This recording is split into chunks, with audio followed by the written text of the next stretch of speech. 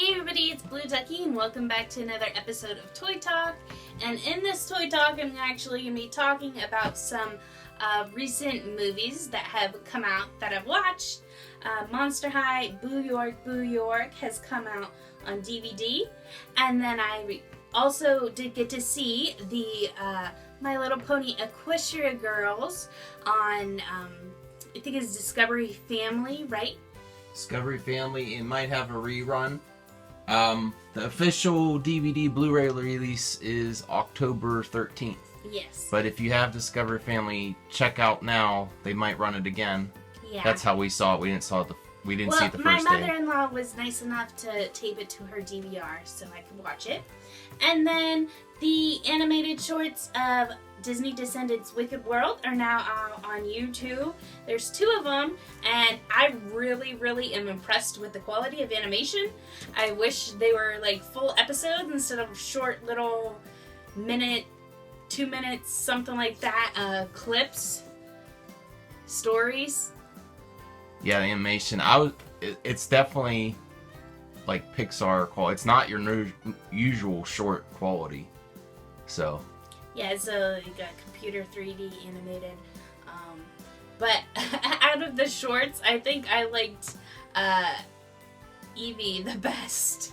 Because so far you've only seen a couple characters like Mal, Evie, Audrey, and Ben.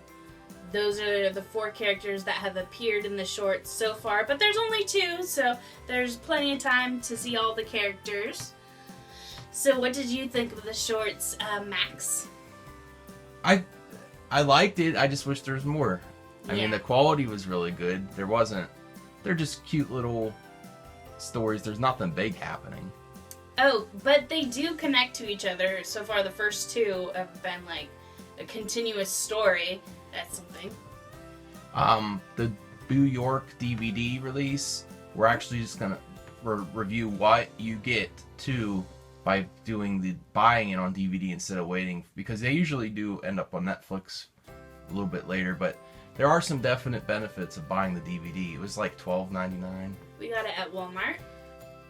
And one thing is the Save $5 Now coupon when you buy this movie and another Monster High DVD movie.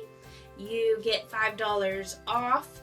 But we already had all the rest of the Monster High movies, so we didn't get to use that coupon. And another thing, it says, includes bonus Ever After High special. So we were very interested to see what that would be, and it is in fact the whole Spring Unsprung movie. So this is a really good way to watch Ever After High Spring Unsprung, especially if you don't have Netflix. So I thought that was really cool that they included that. So here's a look at the cover of the actual DVD case in the back. And we'll cut here so you can show a close-up of the booklet. Yeah.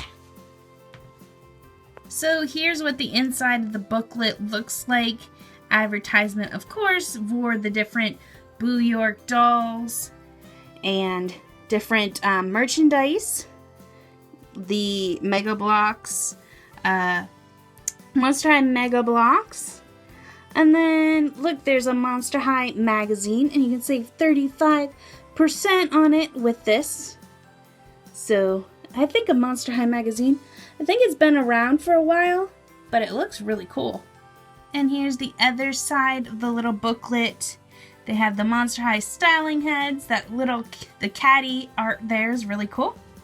Monster High New Ghoul in School is a video game. And there's Monster High Junior novels and Monster High backpack and lunch kits. And then they have an advertisement for Monster High Great Scarrier Reef. It says coming to Blu-ray, DVD, and digital HD. So I'm really excited about that one. It's going to be cool. Splash into a whole new Monster High world. Okay, so now basically you said what you liked about Wicked World, and they're pretty much shorts. Mm-hmm. So just quick overview. I'll put a link in the description so you could go to Disney Descendants channel so you could watch them. Mm-hmm. They're right here on YouTube, so they're only 2 minutes. Go check it out. Now, give a quick review impression of Boo York and Friendship Games, and then we'll go into spoilers. Okay. So, Boo York is like New York, obviously. And it's a musical. There was lots of musical numbers. I really like the music. I like the new characters. I didn't think they showed up too much in the movie. But they were really cute in the parts that they were in. And I thought it was a really good storyline, the plot. And, yeah. As far as, like, comparing it to, like, the other movies, yeah, I think it's my favorite so far. I would say it was my favorite so far. And then as far as My Little Pony Friendship Games goes, I thought that was a lot of fun too. I love the outfits they had for each of the different events in the Friendship Games. I do have to say for Friendship Games that the music, it was good. There's some songs that I really liked, but I think overall I enjoyed the songs from the first and second Equestria Girl movies more. Well, obviously the second one was all about music and the Battle of the Bands, so you know the music had to be really good for that one. And for this storyline, it was focusing on different things, not music at all. But they did have some great songs, so I really liked it. And yeah, I think the first Equestria Girls is still probably my favorite out of all three, though. Sunset Shimmer is definitely, she's like a main character of the series. Yeah. She, this one, you can definitely tell she's taken over more of the lead role. Do you like that? Yeah. You like her character? Yeah, I like her a lot. She's really, I think she's cool. I like how like from the first to this movie, you can see how she has evolved into a character, a stronger character. Okay. You want to go into spoilers now? Because it's hard to dance around. You just want to talk about it, right? Yeah. So go into spoilers. So I'm going to be talking about specifics of Boo York and the Friendship Games that if you have not seen these movies yet, it will probably spoil some things for you. So if you don't like that or you just want to be surprised when you watch the movie, it's probably best to turn this video off now. Okay, going to, what do you want first? Let's talk about Boo York first. Okay. It's focusing on the Niles a lot. Yeah. Okay, so I just really hope that they make a Pharaoh doll, because I think out of all the new characters to come out of this movie, he's like my favorite. He's really cool. Seth Ptolemy. Well, yeah, but he wants to be called Pharaoh. Yeah. Can you imagine a doll with him where he has the mask that he could take off? Oh, that would be cool. Yeah. I don't think they'll do that. I think they'll just do the one in his, like, hip-hop outfit, though. Do you think they're gonna do it at all? Is the doll line done for now, or, like, since the movie's out? You know, I can't really say, because I don't work at Monster High, but it took a while for them to do not Vincent Valentine. That's like Final Fantasy. The Valentine from Why Do Ghouls Fall in Love, and then Wisp. So they took it was years after the movies came out that they did those, and it ended up being Santa Comic-Con. So I really hope that they do a Pharaoh doll. It would be awesome.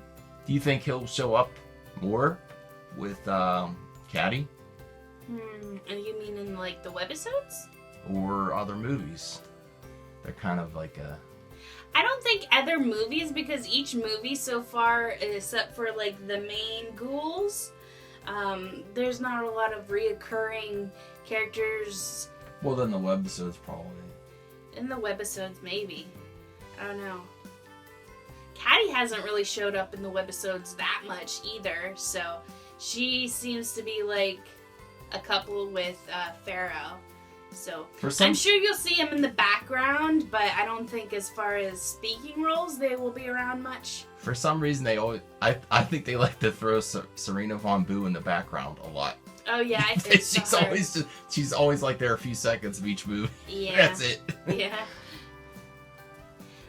So I really liked the Astronova. I thought she was cool. She came in at the very end of the movie, but I really liked the song that she did. Oh yeah, her song was really good. Mhm.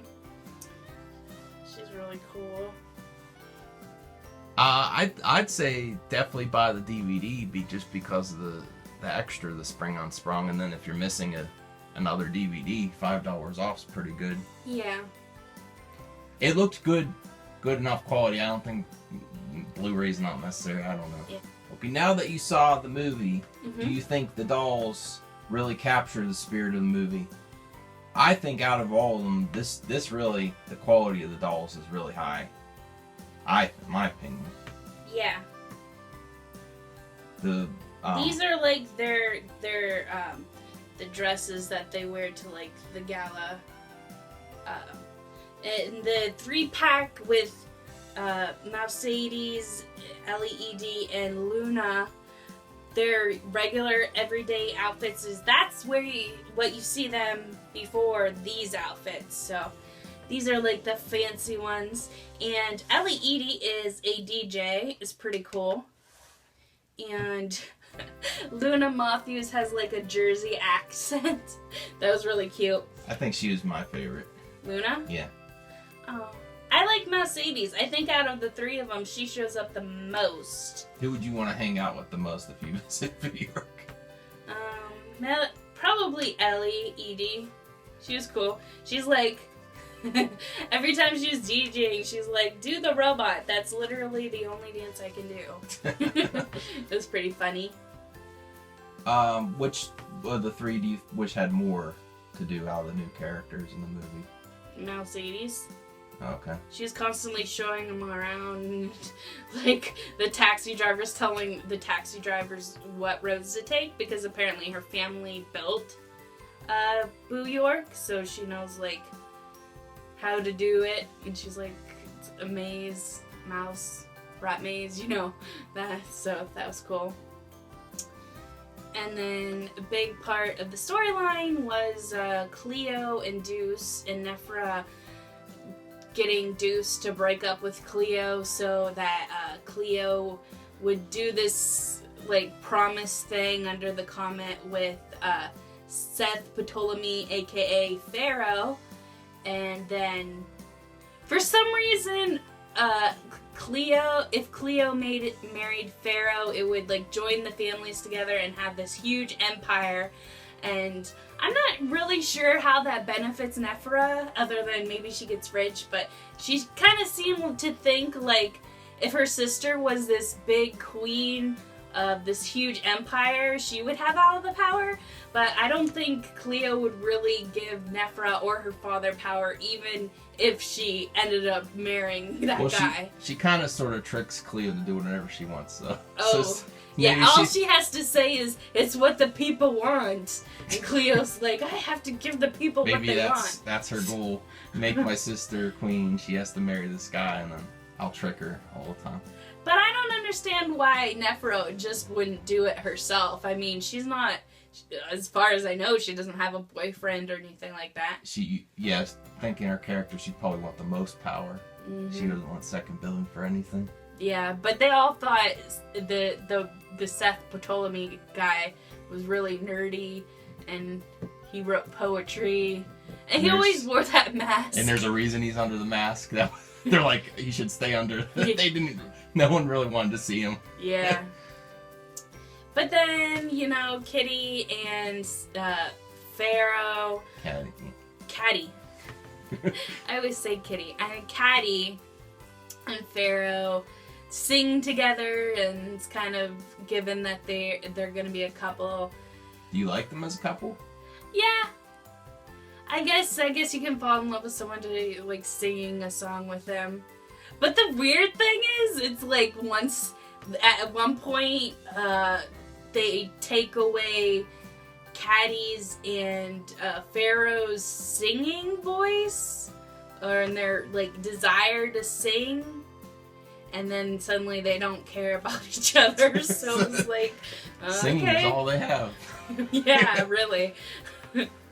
But it's cool to have a big Niles story with Nephra and Cleo and Deuce. Deuce is in them too, but Deuce got a lot of time in this movie. Oh yeah, he's weird though because his singing voice is nothing like when he's talking. When he's talking, he sounds kind of like a beach dude, bro. But then he starts singing, and then he has a smooth R&B voice. Yeah. So, and Nephra and her father had a singing number. I like that song, but it was kind of just weird them two singing together. Empire. Yeah. It's about building an empire. So, I think they pretty much covered Monster High. If you guys have any questions, main thing you want is the Pharaoh doll. Yeah. I think all the fans are gonna want it. If you want Pharaoh, comment below. Yeah. Sometimes, though, they don't bring out dolls that, like, from movies until years later, so hopefully this is not the case with Pharaoh, because he's pretty cool. Yeah. I think they could do a really good job, like, the different designs and shaved head and everything. I want the mask, too. I want to be able to remove the mask and have it. That'd be cool. Maybe that'll be a San Diego Comic-Con exclusive. That seems more like an exclusive than just, like, the... It needs to happen. Anyway, let's move on to friendship games. Okay. So, where to start? So basically, in this one, other than the Equestria magic, nothing from Equestria really had to do with the storyline. That's a first? Yeah, because in the first one, it was... Sunset Shimmer came and stole, and it was the Twilight from Equestria, and in the second one, it was the Sirens that were from Equestria, but in this one, we had Twilight, but she was the Twilight from the... Crystal Prep, yeah, from, like, the human world, and no one from Equestria really came over for the majority of the story, except for, like, at the very end, like, after the credits. Then suddenly the other Twilight shows up. It's like, something was going on. I couldn't get your messages. And then she comes face to face with the other Twilight, which is weird because I thought the whole reason in the first movie that they all couldn't go was it would be like, it might mess up, I don't know, the space-time continuum or something like that to have, like, so many different versions of the character. Maybe I'm getting this wrong, but I thought it was like a big no-no for those two to meet. Yeah. So it did end there. So maybe like just the whole universe. It seems exploded. like they went out of their way this way to establish their own world and separate. Yeah, I was from thinking the that through main series. I was thinking that through the whole movie. That I guess. Now that you have the main 6 in the human world that are all the human versions of these characters, you don't really need to pull in anybody from the Equestria, the pony world. And they could do a lot, like, they could maybe even do a series of it. And the other reason I think it's heading that way is the Sunset Shimmer. Mainly, she's always been in there, but she's really stepped up as a main character in this one. Yeah. So, of course, with the introduction of Crystal Prep, there was a lot of new characters that we got to see. Some new ones that I don't really remember seeing in pony form, but they did have Cadence and Shining Armor. Shining Armor showed up for a little bit. So we learned that the human Twilight has gone to Crystal Prep, and that she doesn't have any friends. She's like the studious, studying into her research kind of person. Kind of like the pony version of Twilight was before she went to Ponyville. And she has her dog, Spike, which is a dog. It doesn't talk or anything, just barks. But the dean of Crystal Prep is Cadence, and then the principal of Crystal Prep is no pony that I know. I don't think is based off a pony. Or if there is a pony, we haven't seen that version of that pony. But she kind of reminds me of like a wicked stepmother, kind of very manipulative towards Twilight, like, oh, you want me to sign this? Then you have to do this, and stuff like that. But I thought it was funny, the scene where we see Cadence in shining armor. They gave no indication throughout the whole movie that Twilight was either like babysat by Cadence, or that Shining Armor and Cadence were in any sort of a relationship, like married, or hey, that's my sister-in-law, or anything like that. So they might not be together in this world. So other than that, they end up all going to the Friendship games? Yeah, which is at what's the name of the school?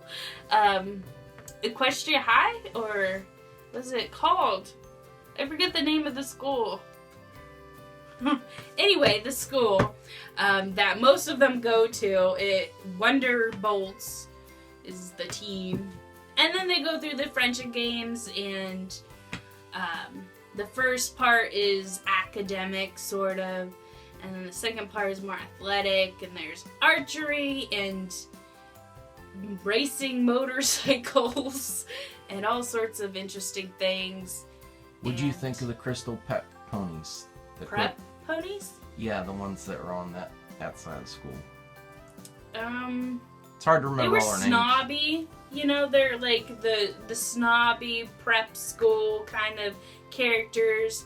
They're the sweet. There's the one called like Lemon Sweet or Sweet and Sour or something. And she's like has split personality disorder because she's like really nice, and then under her breath she's like nasty or something. Like she's sweet and then sour and then very passive aggressive, I guess. Twilight and Flash Sentry. Oh, the human Twilight has zero interest in Flash Sentry. She's like, could not care less about that boy, which is really, really funny. And he's like, he constantly is getting dissed in this movie because she doesn't know who he is, and he's like, oh, Twilight, and she's like, yeah, whatever, walking away. Oh, and then Spike does gain the ability to speak by going through these weird portals. And they look like portals from Half-Life. He's like going in one and coming out the other, and then he starts to talk. So, yeah. And as far as I know, he never lost that ability, so he's the only talking dog in the world. And also, at the end, Twilight goes... I wouldn't really call her evil, but she gains, like, the equestrian powers, and she has a very dark look, dark purples and blacks. But I wouldn't say she was evil so much as she's just like, was like, I need to know what this is about and gain all the knowledge, but at the same time she's tearing the world apart. But it's not like she wants to tear the world apart, she just wants knowledge. And then Sunset Shimmer saves her by... all I can think of is like going Super Saiyan. Because their hair goes whoosh and they get wings and everything. It was like a Super Saiyan version of those. They looked awesome. Yeah. Which one did you like better, Sunset Shimmer or Twilight? I like this version of Twilight. She was pretty cool looking. She had like dark feathery wings. And then Sunset Shimmer got wings and a horn. So at this point, I kind of think if she was in the Equestria girl, not the Equestria girl, but the pony dimension of this world, she would be an Alicorn. Because she had wings and a horn, and even though they were like light, she's like a phoenix basically. So, and all like white clothes. She was really cool. So it's kind of come full circle. In the first movie, Twilight ends up saving Sunset Shimmer, even though it was like pony version of Twilight, and redeeming Sunset Shimmer. And in this movie, Sunset Shimmer ends up saving and redeeming the Twilight. So we've kind of come full circle in the third movie. But I really like it. I definitely think you guys should go check out all these movies, Monster High, Friendship Games, if not...